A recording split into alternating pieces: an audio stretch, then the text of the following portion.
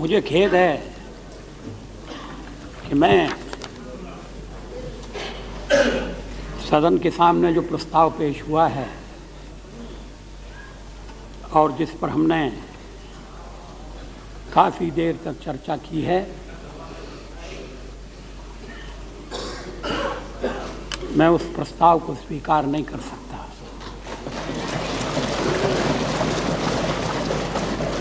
मुझे कहा गया है कि मैं अपने कुछ साथियों को मंत्रिपरिषद से अलग कर दूं।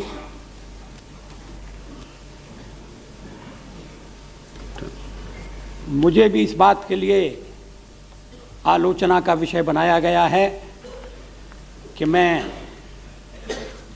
उन मंत्रियों का बचाव कर रहा हूं। अध्यक्ष महोदय, ये मामला पहली बार नहीं उठा है।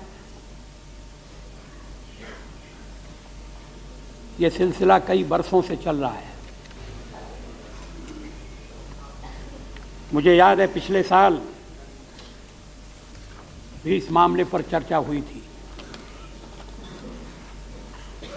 और तब मैंने एक वक्तव्य दिया था जिसको कल मेरे मित्र श्री जॉर्ज फर्नांडिस ने उद्धृत किया था।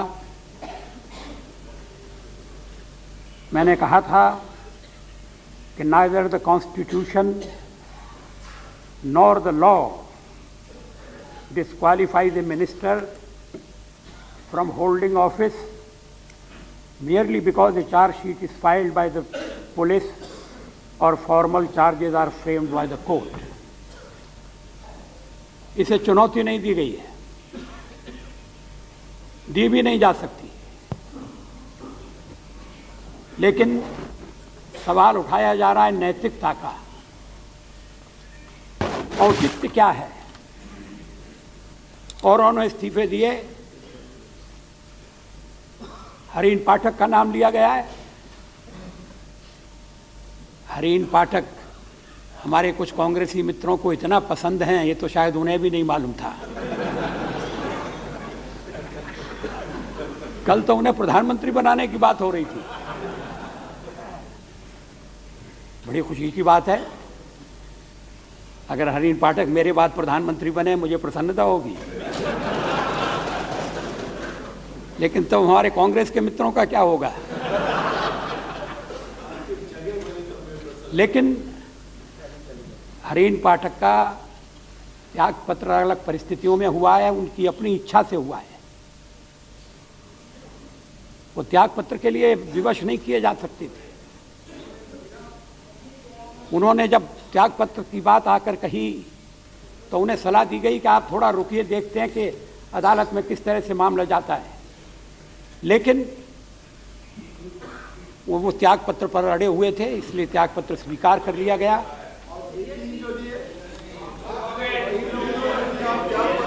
उनकी इच्छा के ऊपर निर्भर है। प्लीज।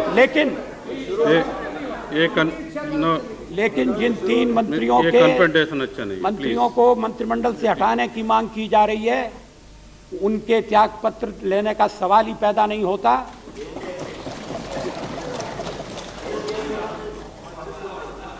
वो अगर त्यागपत्र देंगे तो भी मैं त्यागपत्र वापस कर दूंगा।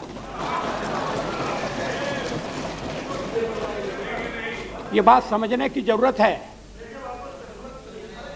कि साधारण अपराध नहीं है। ये भी समझने की बात है कि वो मेरे सहयोगी हैं, मैं उन्हें जानता हूं,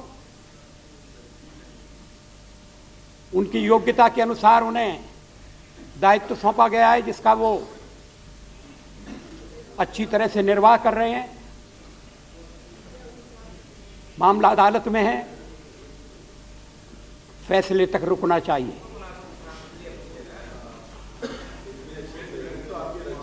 औचित्य की एक परिभाषा भी होना बाकी है। मैं बिहार की बात नहीं कहूंगा। आप किनका समर्थन कर रहे हैं, किनके बल पर अपने पार्टी के सारे सदस्यों को मंत्री बनाकर बैठे हैं, मैं इसकी चर्चा नहीं करता। लेकिन बात स्पष्ट है कि अभी सबकी राय से एक ऐसी आचार संहिता बनना आवश्यक है कि जिसमें किसी पर भी दोहरे मानदंड का आरोप न लग सके। एक तरफा नहीं हो सकता। और इसलिए मेरा अपने विरोधी मित्रों से कहना है कि वो नैतिकता की बात को न उठाएं। औचित्य का प्रश्न नहीं है। अब मुझे व्यक्तिगत रूप से जो मालूम है, और आप कहेंगे कि मैं फिर अदालत को प्रभावित करने का प्रयास कर रहा हूं, मैं नहीं करना चाहता और करता भी नहीं हूं, और मुझे विश्वास है अदालत प्रभावित होगी भी नहीं। भले ही अच्छे से अच्छे वकील जाएं, कोई कोशिश नहीं किया। लेकिन आइए इस सवाल पर हम मिलकर बैठें, आपस में चर्चा करें, एक रास्ता निकालें, आम सहमति का विकास करें। आडवाणी जी को पद से मोह नहीं है।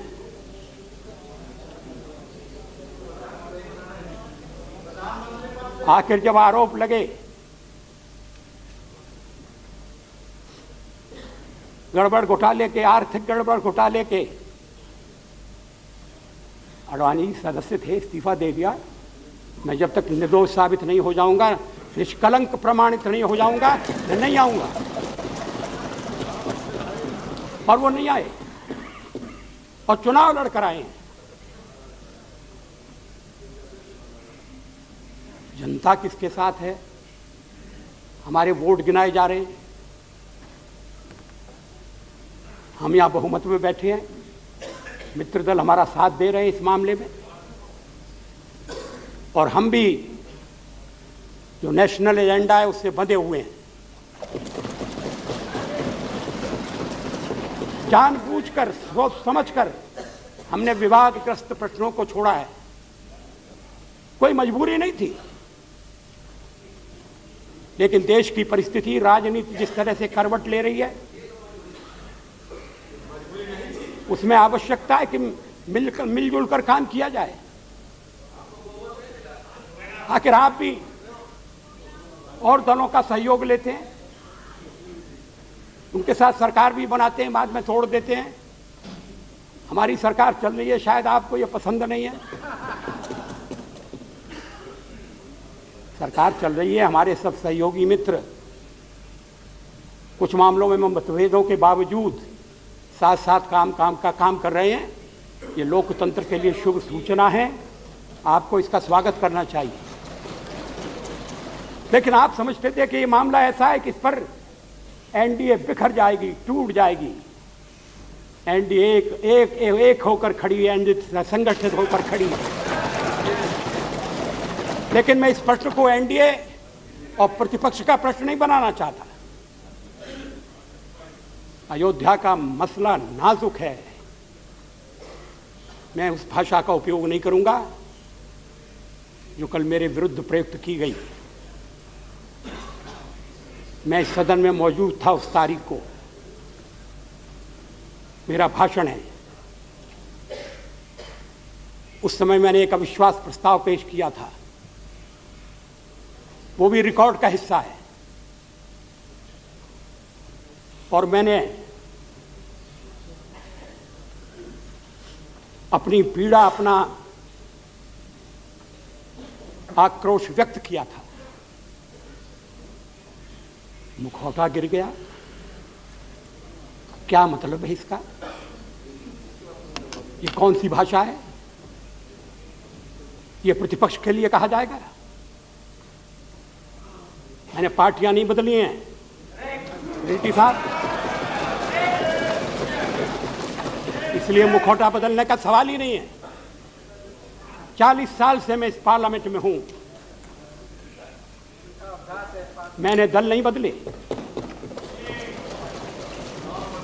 और निर्भीक होकर बातें कही हैं। और संकट के समय जो भी सरकार थी उसके साथ खड़ा रहा हूं, मगर आज तो कोई राष्ट्रीय संकट का विचार करने के लिए तैयार नहीं है। अभी मैंने कहा कुछ मामलों पर आम सहमति होनी चाहिए, बिना सहमति के तो नहीं चल सकता। अब राज्यसभा में हमारा बहुमत नहीं है, हमें और दलों के सहयोग की आवश्यकता है। काम ठप कर सकते हैं, लेकिन देश का काम ठप करना कोई देश के कल्याण की बात थोड़ी है। मैंने अभी कहा कि मैं इस मामले में कभी बोला नहीं अयोध्या कांड के बाद, लेकिन बोलने के लिए मजबूर कर दिया गया जब सदन को नहीं चलने दिया गया।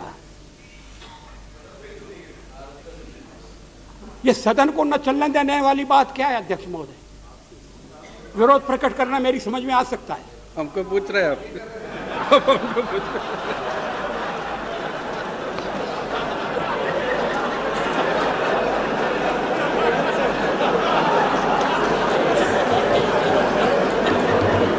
अध्यक्ष महोदय, आप जानते हैं कि प्रारंभ से और सोमनाथ चटर्जी यहां बैठे हुए हैं,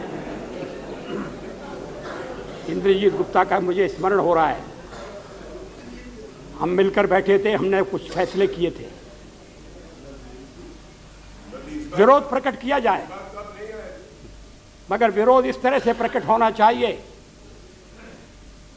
कि सदन का काम चलता रहे और देश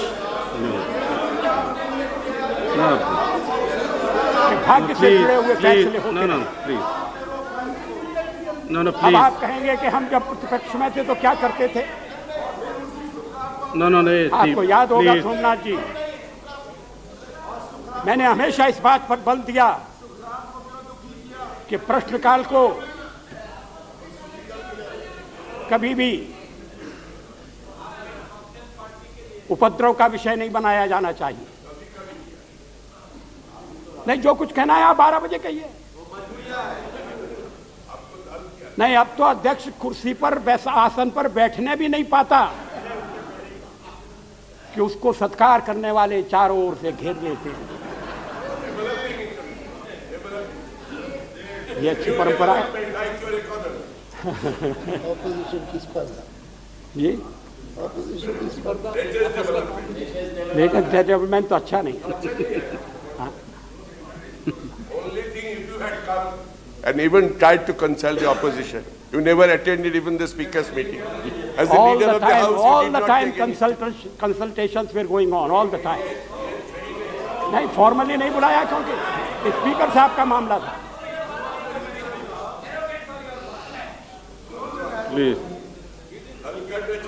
नहीं, अगर आपकी ये शिकायत है तो मैं मानता हूं कुछ शिकायत आपकी जा शिकायत है। वो लगातार आप Where is the leader of the house? Where is the leader of the government? When there is a crisis here? Leader of the country. So many times asked it. I said that to the speaker's meeting. नहीं, मुझे नहीं मालूम था कि आप मुझसे मिलने के लिए इतने व्यग्र हैं, नहीं तो मैं जरूर आता। बस जो कुछ मांगने जाता अब तो देता नहीं हमको। या कुछ मांगना नहीं है तब भी नहीं मिला।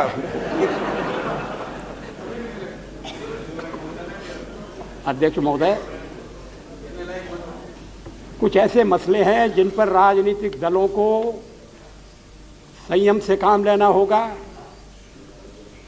अब का मुझे सुनकर ताज्जुब हुआ, मेरे ऊपर आरोप लगाया गया कि मैंने राम जन्मभूमि और बाबरी मस्जिद के सवाल पर निंदा नहीं की।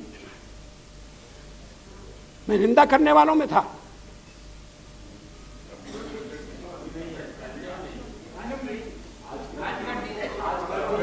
कर दिया पहले से।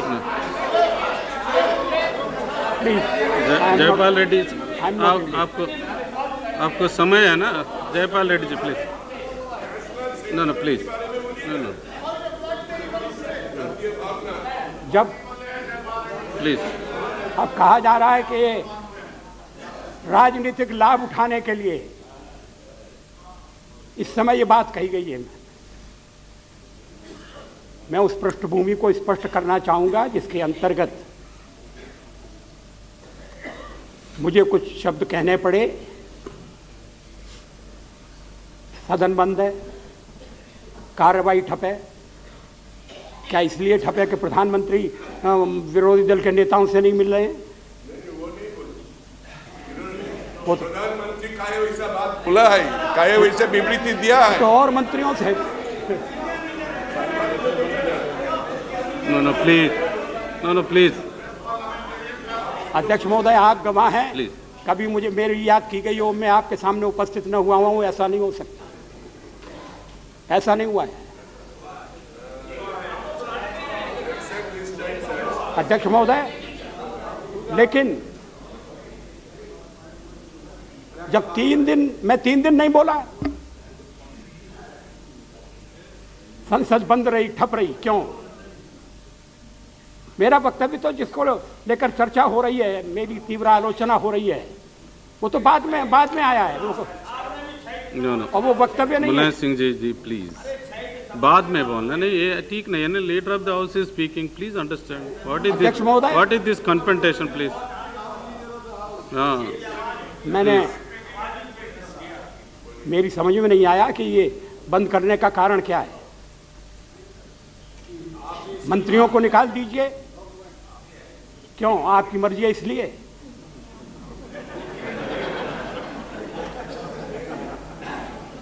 आप समझते हैं कि कूट डाली जा सकती है?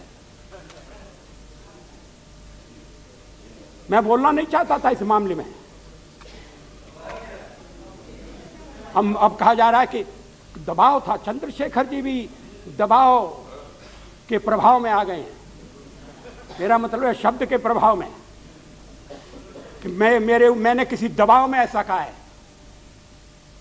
अध्यक्ष महोदय, जो मुझे जानते हैं, मेरी प्रकृति से परिचित हैं, वो इस बात को स्वीकार नहीं करेंगे। नहीं, अटल के साथ बिहारी भी हूं।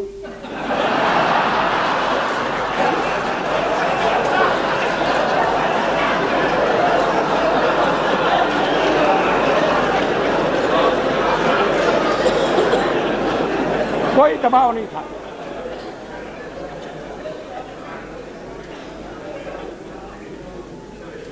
पार्टी को मजबूत करने के लिए उस मामले को फिर से उठाना जरूरी था, यह भी गलत है। उत्तर प्रदेश के चुनाव आ रहे हैं, चुनाव अभी बहुत दूर हैं। चुनाव की तैयारियां सब दल कर रहे हैं, वो बात अलग है। लेकिन उसके कारण चुनाव आ रहे हैं, उसमें लाभ मिल जाए इसलिए ये मामला उठा दो, सवाल ही पैदा नहीं होता।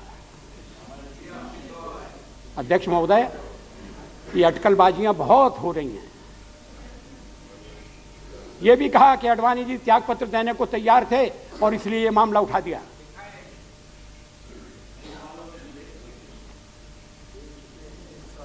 जब मैं आपके साथ बैठक में से बाहर निकला तो मीडिया ने घेर लिया। अगर किसी का दबाव था तो मीडिया का दबाव था।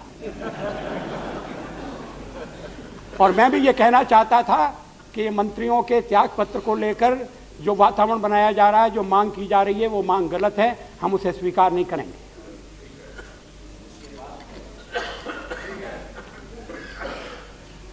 अब इसके बाद जो सवाल जवाबों का सिलसिला जारी हुआ, उसमें मैं 2 बातें स्पष्ट करना चाहूंगा। मैं पढ़कर बता सकता हूं। जॉर्ज फर्नांडिस ने कल वो मेरे वक्तव्य पढ़े थे। ये ध्यान रखने की बात है कि मैंने कोई सो मोटो वक्तव्य नहीं दिया। सवाल पूछे गए थे, सवाल का जवाब न दिए जाएं तो प्रश्नों को टाल गए हैं। एनडीए में गड़बड़ शुरू हो रही है, मुझे कहना पड़ता है कि नहीं हो रही। अब इस पर आपत्ति की जाती है। आडवाणी जी के साथ कोई मतभेद नहीं है, मगर मतभेद है, ये प्रचार हो रहा है और उन्हें संतुष्ट रखने के लिए मैंने ये मामला उठा दिया है। किसी ने तो यहां तक कहा कि हम हिंदुत्व की धारा पर वापस जाना चाहते हैं, इसलिए ये मामला उठाया गया है। जो धारा हमारी तय है वो तय है। मित्र दलों के साथ हमने जिस आधार पर समझौता किया है वो कायम है, उससे हटने का प्रश्न ही पैदा नहीं होता। और यही बात मैंने दूसरे सवाल के जवाब में कही। मैंने कहा कि अगर ये मामला हल कैसे होगा, हमने कहा आपने राम मंदिर की बात कही है, मैंने कहा राम मंदिर बनने के दो ही रास्ते हैं, एक अदालत उस जमीन को दे दे और जो राम मंदिर बनाना चाहते हैं वो अदालत से जीत जाए, अदालत उनके पक्ष में फैसला कर दे तो मंदिर बन सकता है। और दूसरा, अगर आपस में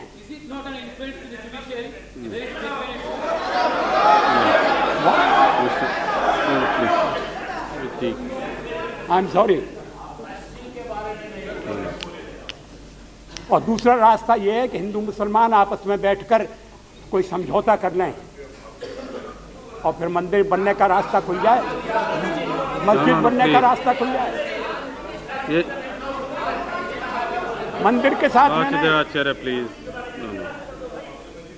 अगर समझौता हो जाए और आप ये स्वीकार करेंगे कि अदालत और पारस्परिक समझौता, इसके अलावा तीसरा रास्ता नहीं है। लेकिन अर्थ गलत निकाले जा रहे हैं। अब श्री चंद्रशेखर जी कहते हैं कि भाई आपने अगर सफाई दी थी और बात अपनी स्पष्ट कही थी तो हमको पता क्यों नहीं लगी।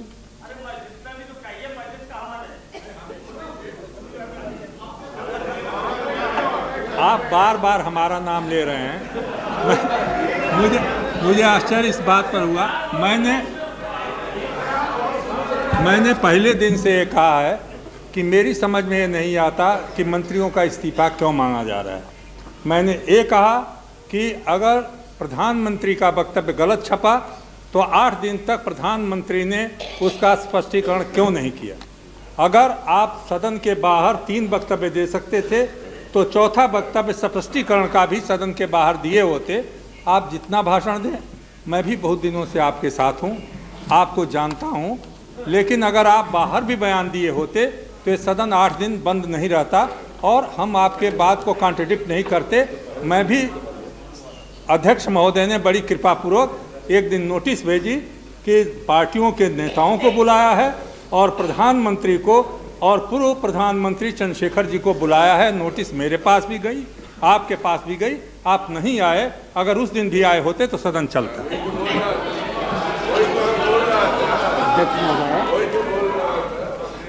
सरकार की ओर से संसदीय कार्य मंत्री हर बैठक में भाग लेते थे और अगर किसी बैठक में मैं उपस्थित नहीं हो सकता तो मैंने अध्यक्ष महोदय को सूचित किया कि मैं नहीं आ सकता हूं। लेकिन क्या मैंने बैठक में भाग नहीं लिया इसीलिए संकट पैदा हो गया?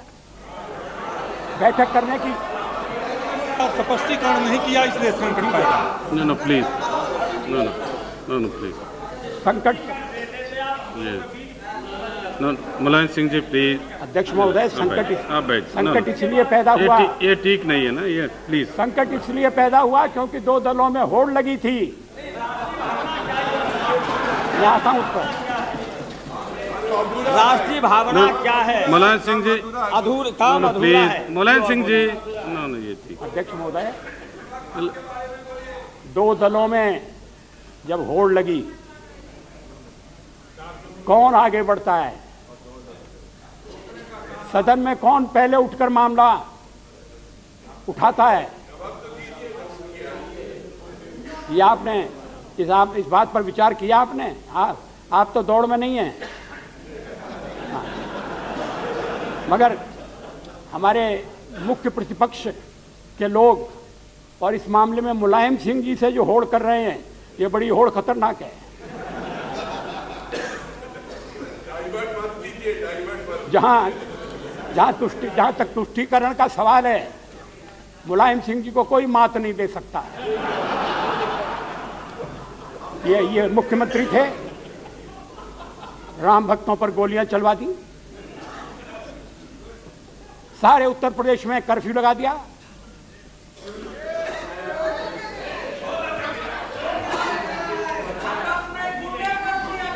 कोई आना नहीं पाएगा, कोई परिंदा पर नहीं मार सकता है। प्लीज प्लीज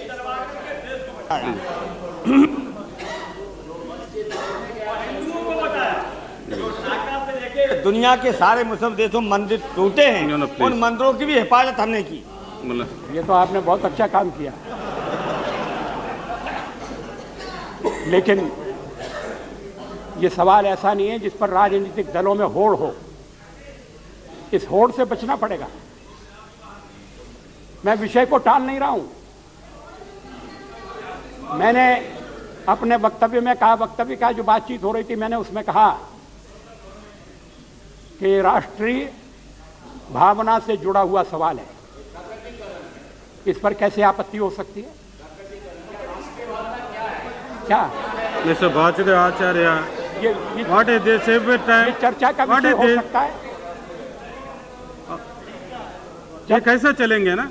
जब सोमनाथ मंदिर का नहीं नहीं, ये जीर्णोद्धार ठीक हुआ, नहीं है, क्या कर रहे हैं? जब सोमनाथ में फिर से मंदिर बना, शताब्दियों तक वो जगह खंडर रहने के बाद, विध्वंस के पश्चात जब देश आजाद हुआ, तो फिर सोमनाथ को फिर से, चटर्जी नहीं,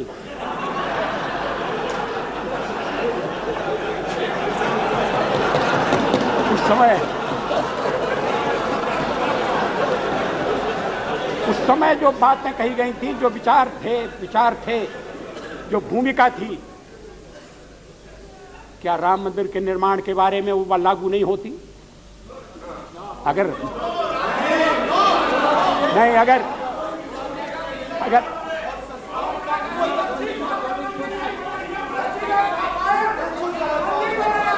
No, please. Mister Manik Shankaraiah, please. Manik, no आप बैठ जाए। ये रिप्लाई देने को ये जयपाल रेड्डी साहब है ना, आप बैठ जाए please. This will not go on record. Hindu मंदिर है, इसलिए बन रहा है, इसलिए राष्ट्रीय चेतना का भावना का सवाल है, ऐसा नहीं है। नो प्लीज टेक योर अभी कुछ दिन पहले you are also disturbing the house. No, Atal ji, there have been many discussions on this on the floor of the house, also outside. Not a single member, not a single party has ever said there should not be any temple. The question is only whether on that spot. Therefore, it was suggested during VP Singh's time that land will be given next to that. You can build any temple you want. Therefore, there was no question of anybody standing in the way of construction of a temple. Question is at what spot? That when you say it is adhura kaam hai, and you say it represents a national sentiment, then the question has arisen, otherwise why? नहीं, ऐसा नहीं।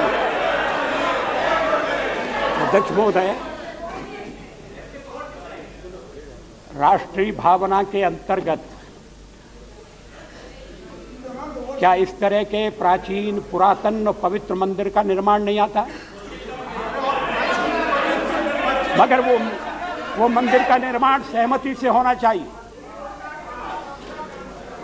सबकी राय से होना चाहिए, यही मैंने कहा है।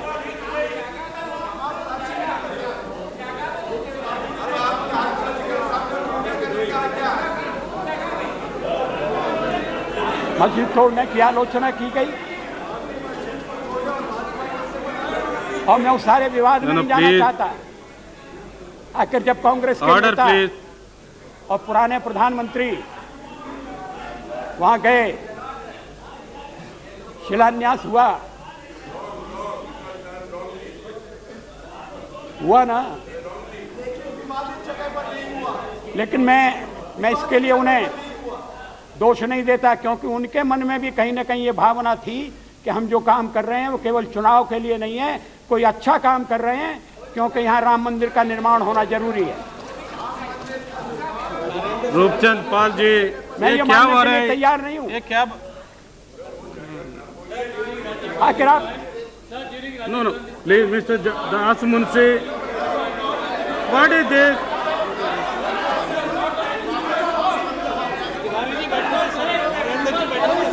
No, please. Nothing should go on record except the Prime Minister's reply, please. अध्यक्ष महोदय, यहाँ श्री ना बैठ जाए प्लीज। नारायण दत्त जी तिवारी बैठे हुए हैं। मिस्टर मणिशंकर प्लीज प्लीज वो टेक योर सारी सीट, स्थिति से प्लीज अवगत टेक है। Your seat. No, please take your seat. No, you are also disturbing the house. What is this? Please take your seat. What is this? What is this? No, this will not go on record, please. अध्यक्ष महोदय, Mr. Manishankar, थोड़े please दिन take your पहले- seat. ये ठीक नहीं है. Please take your seat. Khalsa पंथ Please की take your seat. What is this? त्रिशताब्दी Why you are disturbing the house? त्रिशताब्दी मनाने का आयोजन किया गया।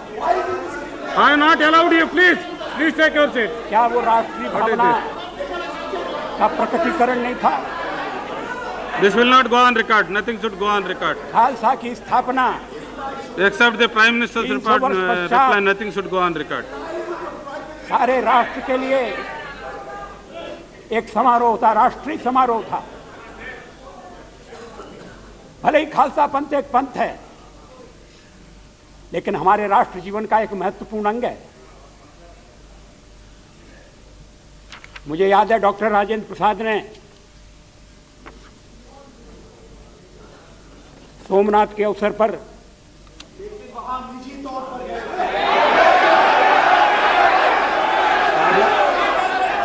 क्या कर रहे हैं? No. If you don't have a patience, you can leave the house. What is this? What you are behind? अध्यक्ष महोदय, You can leave the house. Nothing should go on record.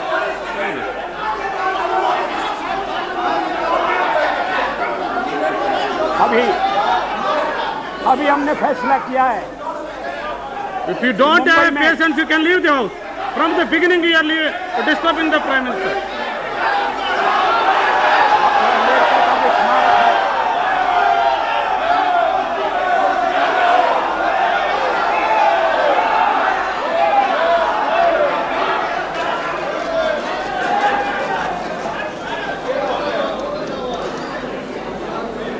देश की भूमि में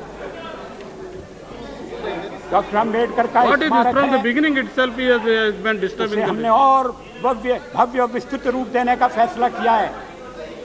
क्या वो राष्ट्रीय भावना का प्रकटीकरण नहीं है? Are you yielding? Are you yield? Honorable Prime Minister, are you yielding? He is not. He is अभी not. भगवान महावीर के Prime Minister ji. 26वें जन्म कल्याणक वर्ष को मनाने का फैसला हुआ है। No, no. Are you yield? No. He yielded, please. एवं No, he yielded. माननीय प्रधानमंत्री जी ने जो बाबरी मस्जिद के आकार प्रकार और जो मंदिर शिलान्यास के बारे में कहा, शायद जो तथ्य उनके पास आए हैं वो त्रुटिपूर्ण हैं और सही नहीं है। ABCD जो सुन्नी वक्फ बोर्ड ने जो नक्शा अदालत में दिया था, उसके बाहर एक हफ्ते पूरे बातचीत के बाद तब उस जगह शिलान्यास करने की इजाज़त दी गई जो ABCD से दूर था, उससे दूर, उसके दायरे में नहीं था डिस्प्यूटेड साइट में, और उसमें यह शर्त मानी गई थी कि अब कोई काम आगे नहीं होगा, कोई भी आगे कार्रवाई नहीं होगी। और इस सदन में बीपी सिंह जी के समय में एक सही बात को सुनने के लिए अगर आप तैयार नहीं है, Please, इस सदन no, में please. जवाब दिया गया प्रश्न का No, please. कि Malhotra ji, शिलान्यास please. disputed No, please. जगह पे नहीं हुआ, Order, please. No. disputed No, जगह में नहीं हुआ, please. ये बीपी सिंह जी की सरकार में यहाँ जवाब दिया गया। इसलिए प्रधानमंत्री का ये कहना, प्रधानमंत्री जी का कि वो डिस्प्यूटेड जगह में हुआ, ये नितांत असत्य है। हमने नहीं कहा है। No, please. No, आप बैठ जाए, प्लीज। मिस्टर चिमनमानंद स्वामी, प्लीज आप बैठ जाइए। अध्यक्ष महोदय, अभी सरकार ने फैसला किया है कि भगवान महावीर की 26वां कल्याणक जन्म मनाने के लिए एक राष्ट्रीय समिति का गठन किया जाए। अलग अलग दलों के अलग अलग विचारों के व्यक्ति उसमें शामिल हैं। हम मिलकर उसे मनाने का कार्यक्रम बना रहे हैं। अगर मैं ये कहूं कि महावीर भगवान की इस तरह के समारोह को मनाने का प्रयास राष्ट्रीय भावनाओं को प्रतिबिंबित करता है तो गलत होगा। क्या परिभाषा करना चाहते हैं आप? आखिर तो भावना का सवाल है। और मैं आपको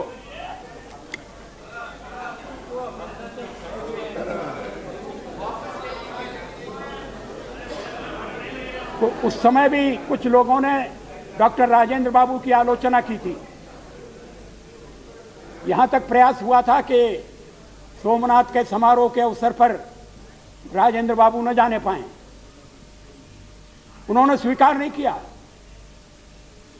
उन्होंने कहा कि अगर मुझे मस्जिद में बुलाया जाएगा तो मैं जाऊंगा, अगर गिरजाघर में आमंत्रित किया जाएगा तो उस आमंत्रण का भी मैं सम्मान करूंगा। हमारा देश धर्म विरोधी नहीं है।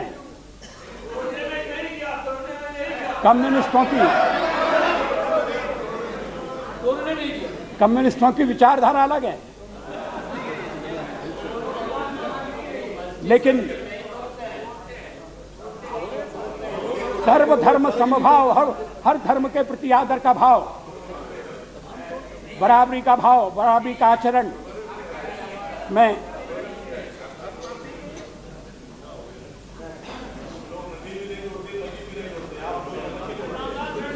इवन दो ये डॉक्टर राजेंद्र प्रसाद के शब्द हैं, even though I am a Sanatan Hindu by faith at daily practice, yet I believe that every man can reach God by worshipping Him according to the dictates of his own faith.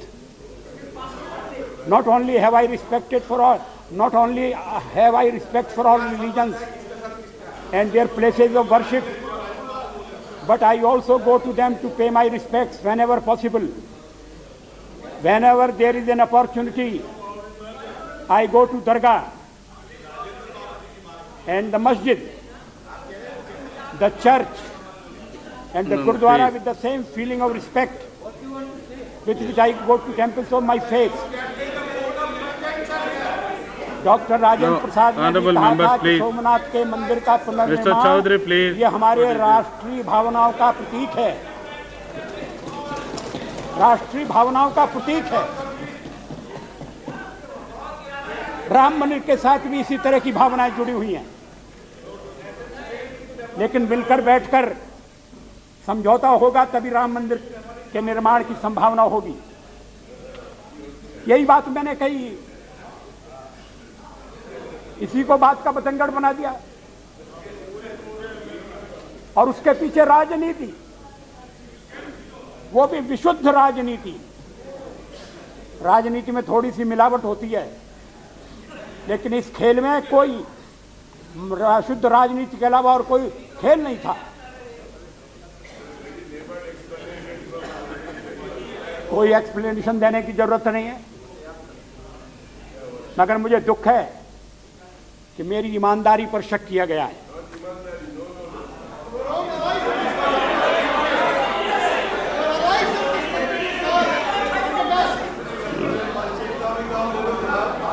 अध्यक्ष महोदय, मेरी जिंदगी खुली हुई किताब है। मेरे विचारों से मतभेद आप रख सकते हैं और मतभेद के विषय भी मैं छुपाता नहीं हूं, लेकिन ये कहना कि मैं एक मुखौटा धारण किए रहता हूं,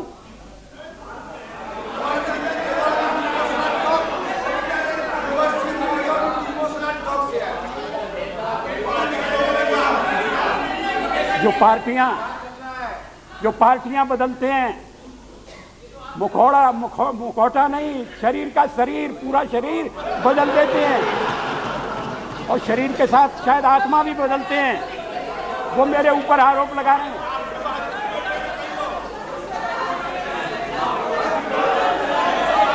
अध्यक्ष महोदय, प्लीज मेरे ऊपर, जैसा मैंने स्पष्ट किया, please order please, no order please, madam please.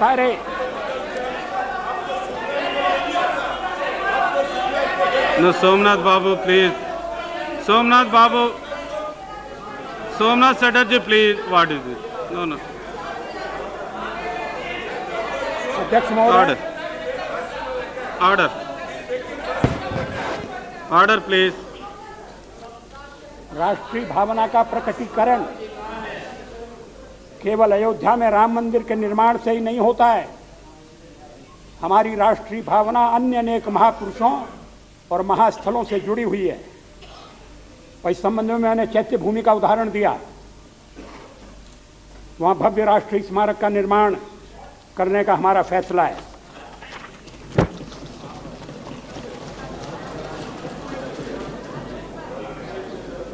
Rajendra बाबू के भाषण का एक और मैं उदाहरण देना चाहता हूं। हमारे राष्ट्रीय जीवन के अनेक प्रतीक हैं जिन पर हम सबको गर्व है। अजमेर की दरगाह शरीफ हो या दिल्ली का निजामुद्दीन औलिया की दरगाह, अमृतसर का स्वर्ण मंदिर हो या गोवा का सेंट फ्रांसिस का गिरजाघर, ये सब हमारे राष्ट्रीय जीवन के बहुमूल्य प्रतीक हैं। जो राष्ट्रीय जीवन के बहुमूल्य प्रतीक हैं, क्या उनमें राष्ट्र भावना प्रतिबिंबित नहीं होती? ये समझने का कोई कारण नहीं है।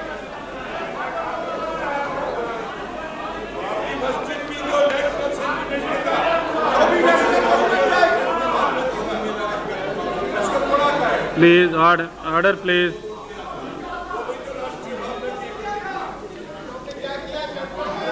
तो विवाद का विषय है। Please. No, no, please. अध्यक्ष महोदय,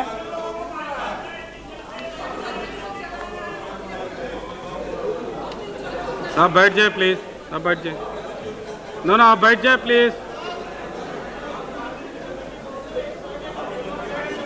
please take your seat. Mister Ramdas Athawale, please take your seat. No, please take your seat. What is this?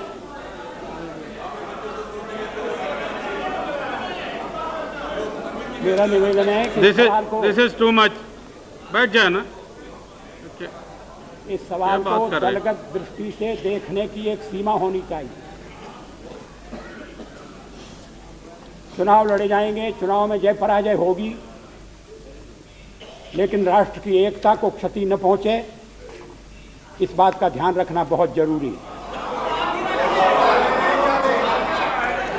और मैं जानता था जिन्होंने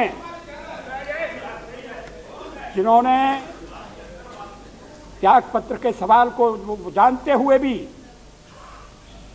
कि वो राम मंदिर के साथ जुड़ा हुआ है, संसद को 3 दिन ठप रखा और 3 दिन के बाद भी ये विरोध की कार्रवाई चलती रही। उन्होंने इस सवाल को फिर से हमारे राष्ट्र मंच पर उपस्थित कर दिया है। क्यों? हमने तो नहीं उठाया था। हम तो बंधे हुए एनडीए के घोषणा पत्र आचार्य, what is this? This is not a question hour please. त्याग पत्र की मांग पिछले साल हो चुकी थी, त्याग पत्र की मांग ठुकराई जा चुकी थी। उसके लिए इतना बड़ा कदम उठाना कि पार्लियामेंट नहीं चलने दी जाएगी। ये संसार का सबसे बड़ा लोकतंत्र है। मतभेदों के बावजूद हम लोकतंत्र को आगे बढ़ाने का प्रयास कर रहे हैं, उसमें सफलता भी पा रहे हैं। लेकिन अगर भावना से जुड़े हुए मसले उठाए जाएंगे, आखिर पार्लियामेंट क्यों बंद रखी गई? क्या उत्तेजना थी? और उसमें एक होड़ हो रही थी। मैंने अभी आपसे कहा कि आप मुलायम सिंह से इस होड़ में आगे नहीं बढ़ सकते। इसके लिए आपको स्वतंत्र होकर जरा गंभीरता से विचार करना होगा। ये प्रमुख विरोधी दल से मेरा आग्रह है। हम एक गठबंधन की सरकार चला रहे हैं। जो हमने काम किए हैं उनकी कसौटी जनता होगी, वो फैसला करेगी। लेकिन भावनात्मक मुद्दे उठाने का काम कोई भी अगर एक दल करेगा, एक व्यक्ति करेगा, तो उसका परिणाम होगा। हमने कुछ मुद्दे छोड़ दिए, इस पर हमारा मजाक बनाया गया। उनमें एक राम मंदिर भी है, और राम मंदिर का मामला उठा के अगर सवाल न पूछे जाते तो मैं उत्तर न देता। मैंने प्रेस कॉन्फ्रेंस नहीं बुलाई, सो मोटो स्टेटमेंट नहीं दिया। अगर मैं उत्तर न देता तो आरोप लगाया जाता कि उत्तर नहीं दे रहे हैं। सही उत्तर दिया है।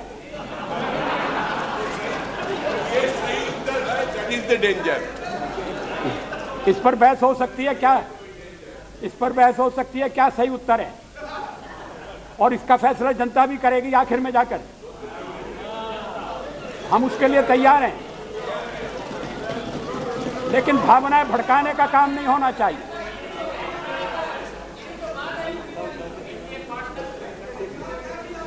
आप हमारे पार्टनर्स की चिंता मत करिए, आप नए पार्टनर ढूंढ रहे हैं।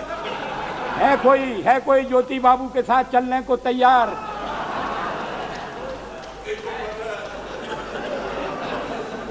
मुलायम सिंह जी की राय अलग है।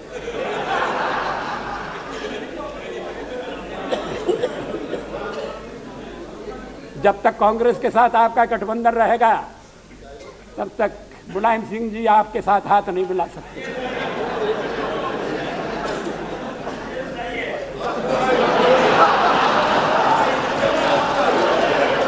उसके लिए तो आप आए।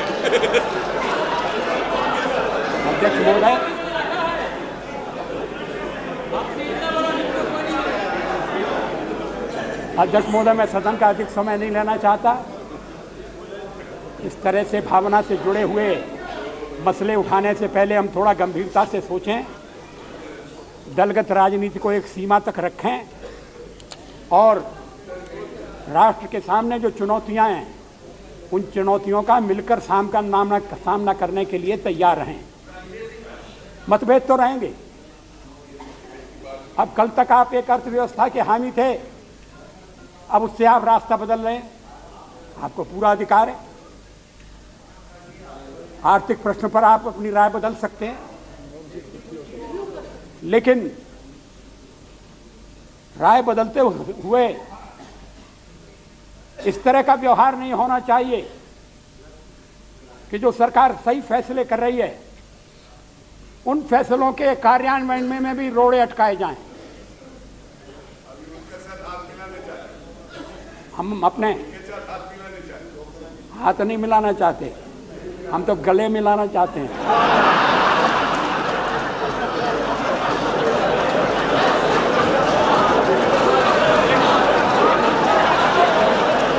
अगर मिलाने की बात है तो फिर गले मिलना चाहिए, और इफ्तार का मौका है, हाथ मिलाने से काम नहीं बनेगा, मगर गले मिलाना चाहिए, गले काटना नहीं चाहिए। अध्यक्ष महोदय, एक दो से गले मिलने का सवाल नहीं है। सारा देश जब चुनौतियों का सामना करने के लिए इकट्ठा होगा, तब सारे देश को सफलता मिलेगी। हम उसी दिशा में आगे बढ़ना चाहते हैं। धन्यवाद।